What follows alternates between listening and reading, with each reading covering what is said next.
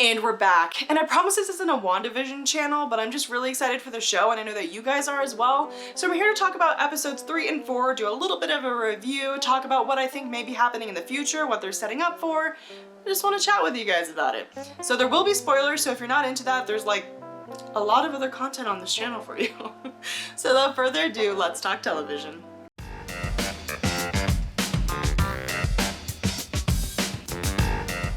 Thank you for tuning in to Nerd News with Destiny. I'm Destiny, and I'm here to talk to you about episodes 3 and 4 of WandaVision. Wow, 4 was such a doozy. Everybody was excited about it. There was a lot of hype before the series even came out for this episode. I believe Paul Bettany was like, you won't want to miss episode 4. My parents texted me about it like immediately, but before we get to episode 4, we're gonna have to go through episode 3, which there wasn't a shortage of excitement in that one either. And I think it sets up some great things possibly for the future. So we'll start there. In episode 3, they have jumped into the 70s and they are in full color, baby. And I know this has nothing to do with anything, but I really like Wanda's like super chic, long 70s hair with like that middle part. It's a look. Paul Bettany's feathered hair, on the other hand, a different kind of look. So at the end of episode 2, we ended with Wanda magically pregnant, right? And then you see that moment where you realize things are not as they appear to be. Kind of, when we see the beekeeper come out of the sewer and Wanda's like, no, not in my reality, and sends him away, right? Well, in episode 3, Wanda's pregnancy is progressing magically quickly. I think the woman was pregnant for all of 34 minutes. And you know what? Good for her. What I love about this show is that it mixes a lot of levity, like sitcom tropes and stuff like that, with some really dark hidden things, which if you're paying very close attention, I think is super cool. Like for instance, they fell into that trope where, like, if you remember watching sitcoms growing up, like one of my favorites was The Nanny. They always did this thing if the actress was pregnant but her character wasn't, where she carried really big items in front of her belly or wore a really big coat or carried a big purse or whatever to try and like hide the pregnancy. They did that kind of stuff, just poking fun at those tropes, and I thought that was really cute. I also think it's funny, and they've done this in episodes before, where they sort of poke fun at the casual misogyny that existed in television shows and during the time periods in which these shows existed.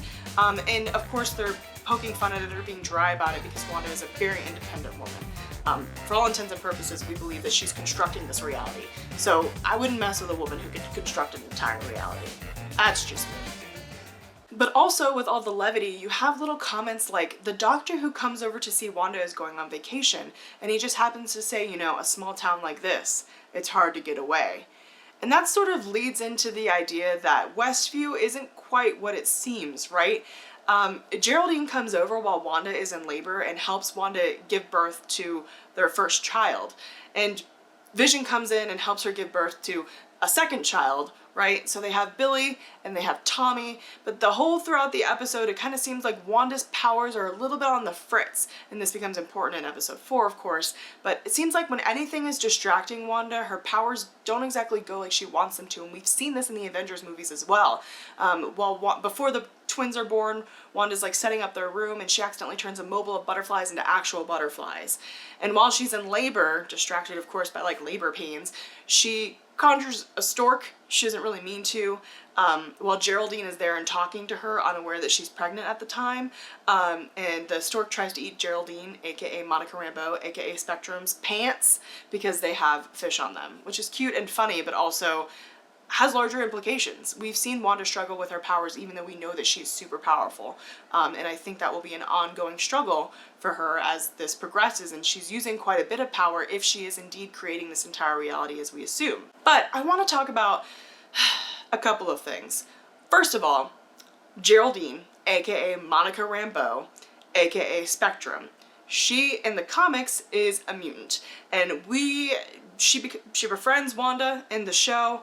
And then as Wanda is staring over her newborn children, Billy and Tommy, the twins, she begins musing to Geraldine,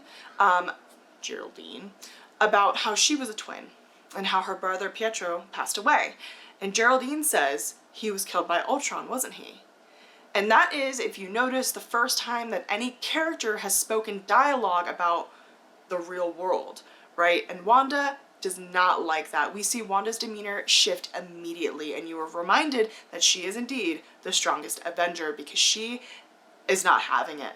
And she looks Geraldine over. She sees a necklace that has the sword emblem on it, and she grills Geraldine. She says, "Who are you? What are you doing here?" And Geraldine's like, "I'm your friend. I'm your neighbor." And Wanda says no. And Wanda ejects her from the reality. And at the end of the episode, you see Geraldine ejected from the city of Westview, which we get an outside view of that has this strange barrier up that's sort of, I don't know, flickering with magic, if you will. And all of these military personnel and people are outside that barrier, and we have to assume those are sword people, right? And you see Geraldine sort of laying on the grass, like dazed and confused. And that's how the episode ends, which of course is a great cliffhanger. But I want to talk about some of the things that I think that are implicated by episode 3, particularly with the twins. So if we follow the plotline of the 2005 comics House of M, written by Brian Michael Bendis, Tommy and Billy were born to Wanda and Vision in that false reality that she created in the comics. With the use of magic to get the reality back to the way it's supposed to be, with the help of Doctor Strange, which I think will lead into the Doctor Strange and the Multiverse of Madness movie here in the Marvel Cinematic Universe, Billy and Tommy's souls are put into actual children, and they grow up in different households, and they meet when they're teenagers, and they realize that they're brothers. Billy becomes Wiccan, who is a mutant that has powers much like Wanda, and Tommy becomes Speed, who is a mutant who has powers much like Pietro, which I said in the last episode. However, these two, along with some other kids, including Hawkeye, Kate Bishop, who we're getting a show about, and also Cassie, Ant-Man's kid, who we've seen is an older teen now, create the Young Avengers, and there are also some other teenagers in that as well, or like younger adults. So it's very possible that maybe we'll get a Young Avengers movie, or if not a Young Avengers movie, then a Young Avengers show, which I think is pretty interesting, and I would definitely watch that. I liked some of the earlier Young Avengers comics. Not that I didn't like the later ones, I just only kept up with the earlier ones. I personally would love that, and I think it makes a lot of sense. They're creating all these like younger people shows, right? So like Hawkeye, and we've got Miss Marvel, and I don't know how old they're gonna make She-Hulk, but we'll see, Jessica Walters. Yeah, so I'm interested in that. I think it's pretty cool. And I'm excited to see what they do with the twins. So Evan Peters, if you remember, who played Quicksilver in the Fox version of the X-Men movies, is slated to be in this show. So I wonder if they're being kind of funny, right? Because Disney has now acquired the Fox rights to the mutants, which they used to not have before, which caused a sort of weird confusion.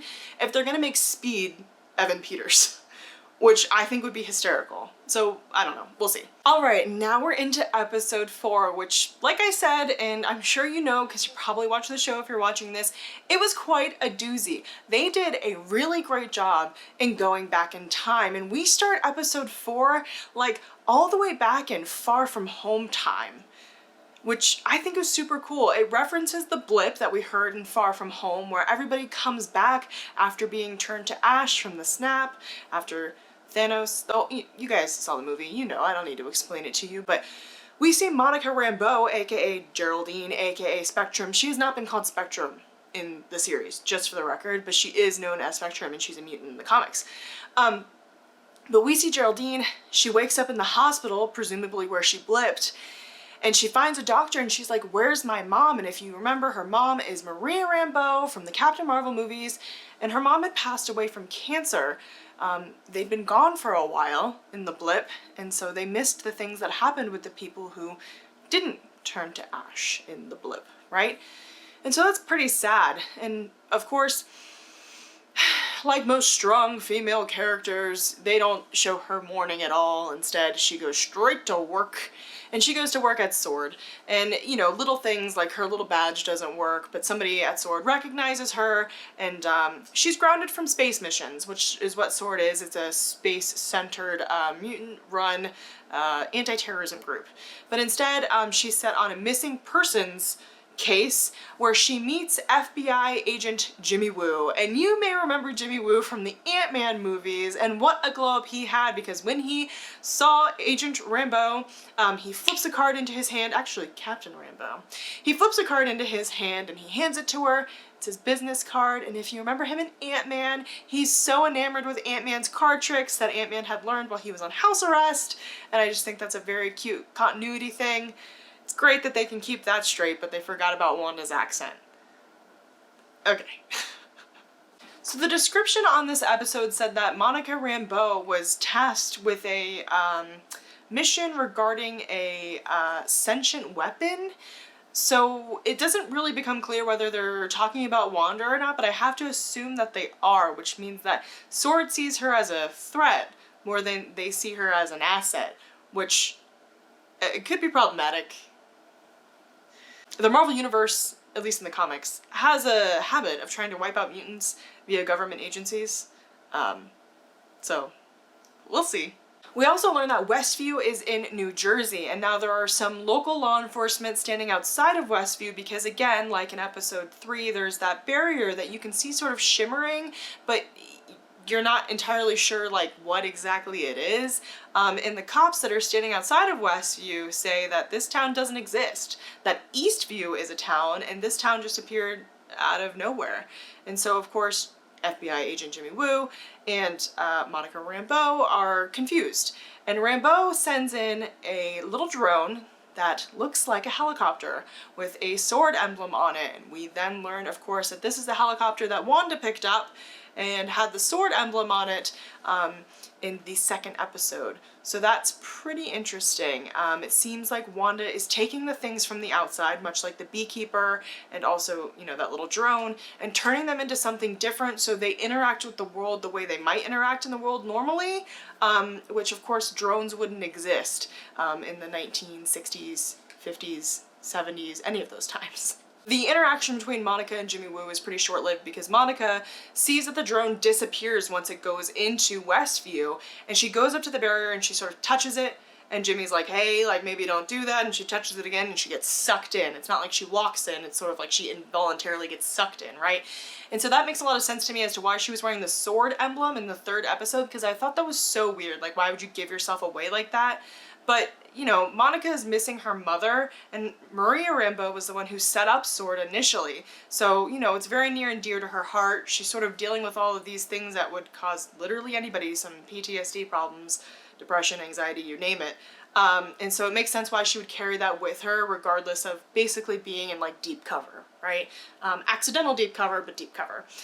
And I'm so excited because we got Darcy Lewis. I love Darcy Lewis. She's so full of personality. She's hilarious. I love Kat Dennings. She's beautiful and so funny. And so I was so excited to see her. And I love to see her in what becomes a very important role, right? She and a bunch of scientists are coming with S.W.O.R.D. and there are all sorts of different kind of military branches there because they really don't know like what the threat is entirely, right? Like we're a little bit back in time.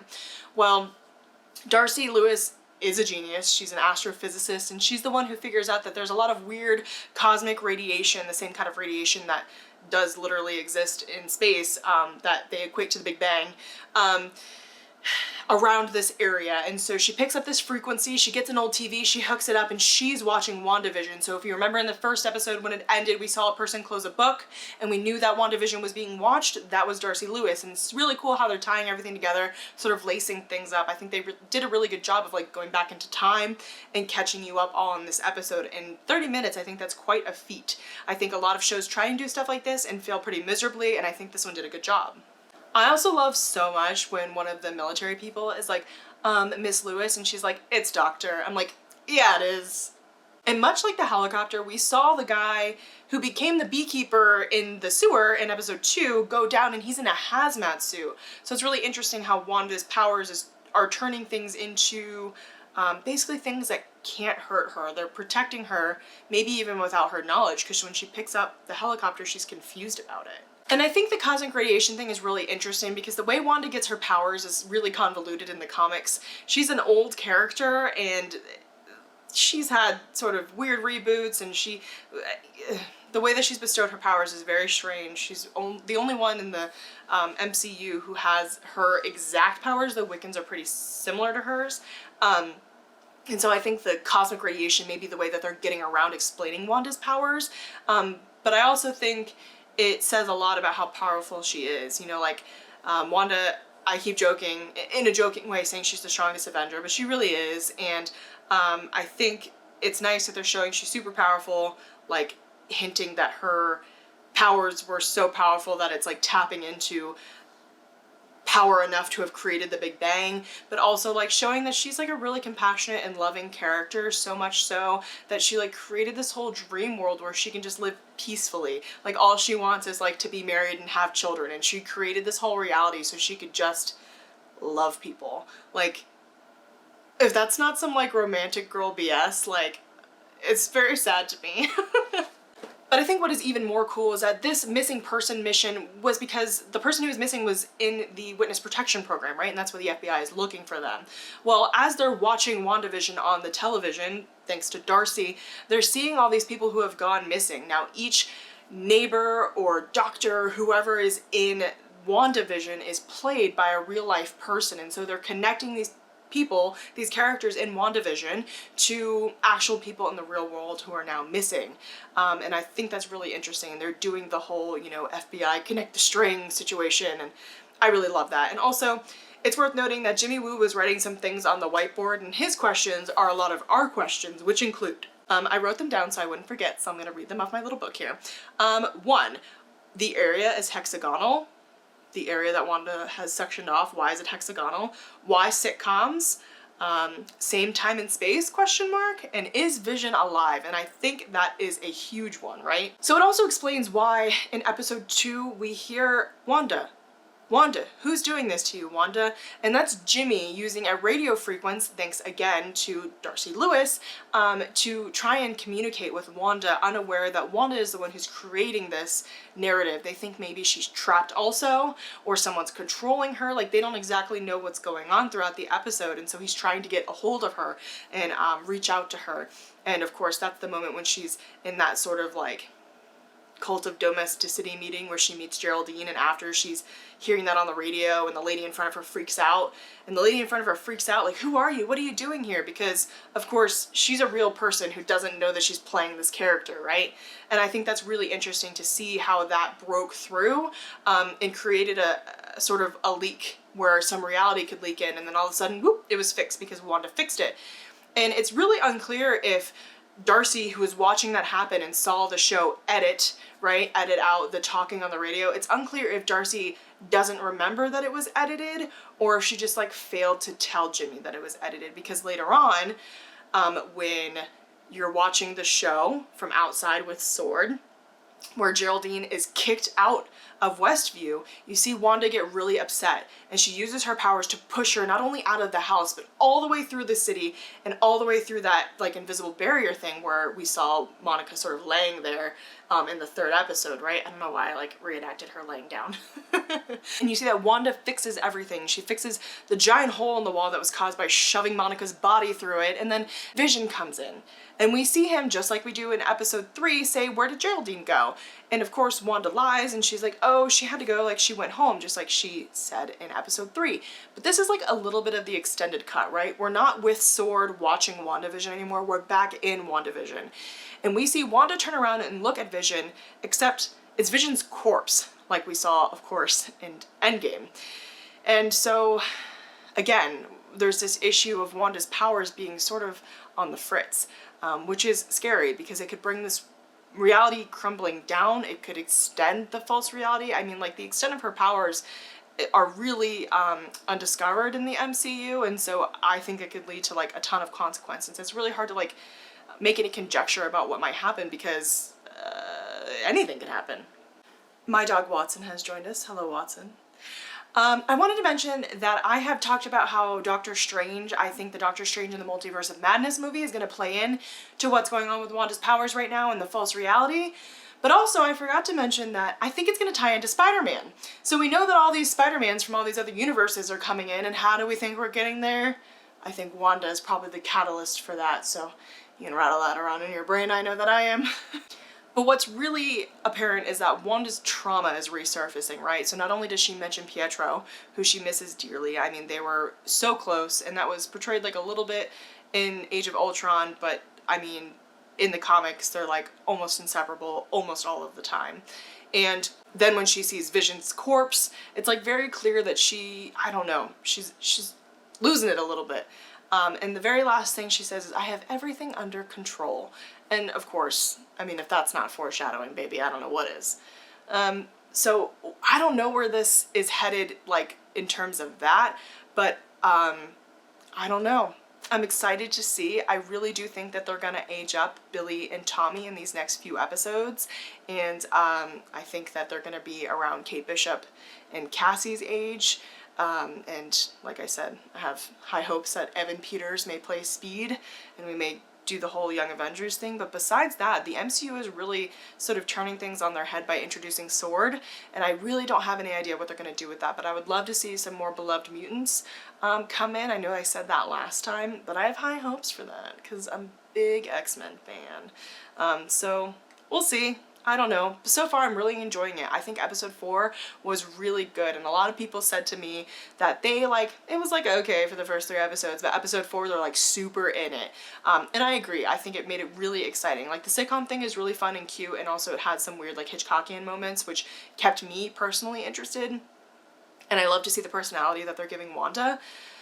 But the sitcom thing, it's a little old, but now that we have this sort of duality, this dichotomy between Sword and then that hunky-dory thing that's happening within Westview, I'm super interested. I'm really ready to see what Sword's gonna do, if they're gonna send people in there or what. Because I wouldn't mess with Wanda if I were them.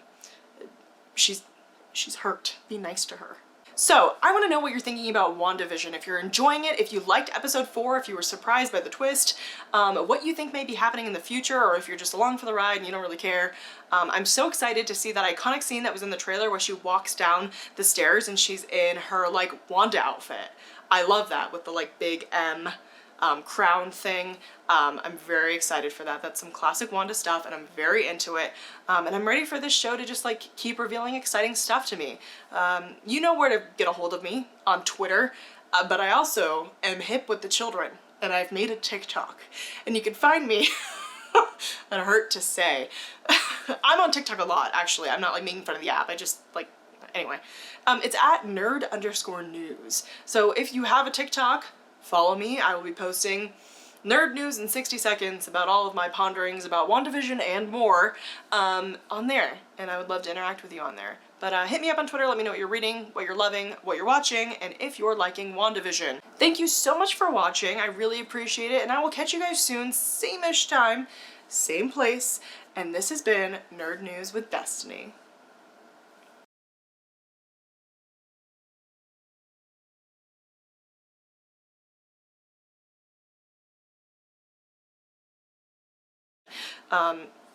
Here are my... I'm an adult. This is for my friend Blaze. Hi, Blaze.